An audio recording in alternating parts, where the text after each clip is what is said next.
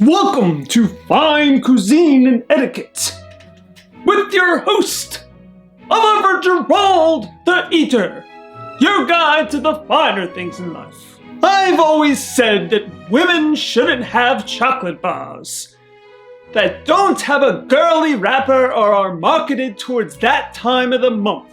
But they shouldn't eat fattening foods anyway, because the only thing worse than baby weight is a fair maiden who intentionally makes themselves corpulent and unappealing to eligible bachelors like myself. Which is why creating the Yorkie bar to target the so-called manly demographic made a whole lot of sense. What self-respecting woman would want to eat a chunky and delicious bar of individually portioned milk chocolate?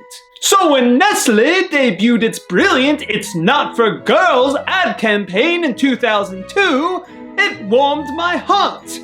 It's like I personally kicked Gloria Steinem, Alice Walker, and Emma Watson down a few pegs. Like the National Organization for Women invited me to speak at their convention, and instead of giving a speech, I clogged all their toilets. But some particularly whiny critics who think women should have chocolate threw a tantrum, and in 2012 It's Not for Girls was removed from the packaging. I swear you let women drive motor vehicles and this is what happens. Either way, the bar itself never underwent the dramatic changes of its marketing, so that's a decent silver lining. Like watching one of your 7 properties burn down whilst Princess Diana.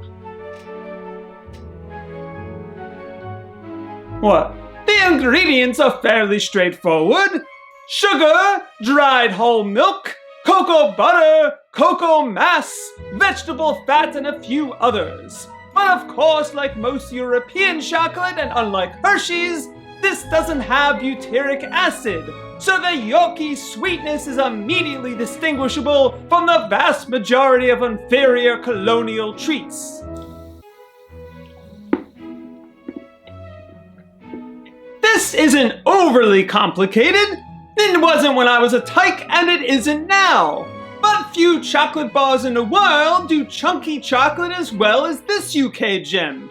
Essentially, this is the chocolate bar version of a fresh piece of fudge, with the density and satisfying texture of that big hunk of chocolate. You won't find something like this in the States, and even if you did, it'd probably be a lot more sour, with a faint hint of vomit, owing to the butyric acid. So while I wish Yorkie still made a concerted effort to keep women away from it, that way I'd still have a skinnier selection at the 3rd Street brothel, while I wish that the chocolate itself is just as good as I remember it.